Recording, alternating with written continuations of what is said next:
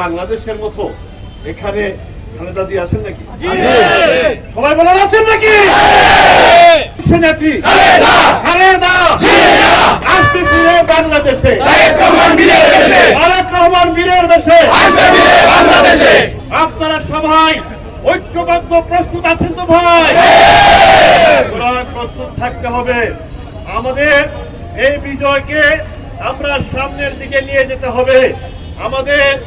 আমরা আজকের এই দিনে যারা শহীদ হয়েছেন এই আন্দোলনে, তাদেরকে আমরা গভীরভাবে শ্রদ্ধার সাথে স্মরণ করি এবং তাদের রুহের মাগফিরাত কামনা করি।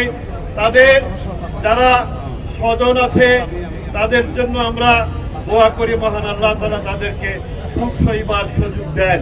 সুনামগঞ্জে যারা আহত হয়েছেন, যারা কারাবন্দী হয়েছিলেন, তাদের সবার প্রতি সংগ্রামী অভিনন্দন। আমাদেরকে মনে রাখতে হবে বাংলাদেশ জাতীয়তাবাদী দল বিএনপি একটি সর্ববৃহৎ বাংলাদেশের জনপ্রিয় রাজনৈতিক দল এবং সুনামগঞ্জ জেলায়ও বিএনপি একটি সর্ববৃহৎ জনপ্রিয় রাজনৈতিক দল।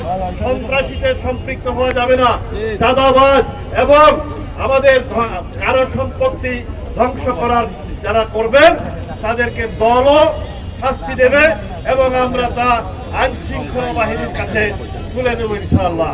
সবাইকে ঐক্যবদ্ধ থাকবেন এবং আমাদের বাংলাদেশে আমরা যারা আছি সবাই বাংলাদেশি, বাংলাদেশের নাগরিক। এখানে কোনো আমরা সম্প্রদায় ভিত্তিক আলাদা করতে চাই না। কারো কোনো সম্প্রদায়ের উপর যদি কেউ কোনো রকম অন্যায় ভাবে কেউ কোনো রকম বিরূপ হন, আমরা জীবন দিয়ে হলেও তা প্রতিরোধ করব। আমাদের বর্তমান পরিস্থিতিতে সুযোগ সন্ধানী হওয়ার কোনো সুযোগ নাই, আছে? বাংলাদেশে ছাত্র জনতা এবং জনগণের বিজয় হয়েছে, কি বলে? এবং সেটা হচ্ছে বাংলাদেশের বিজয়। এই বিজয়কে আমরা আরো সামনের দিকে নিয়ে যেতে চাই।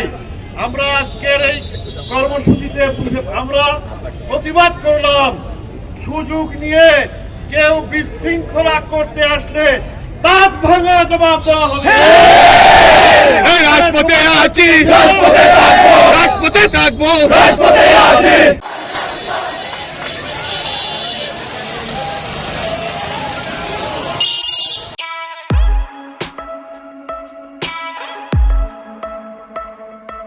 Oh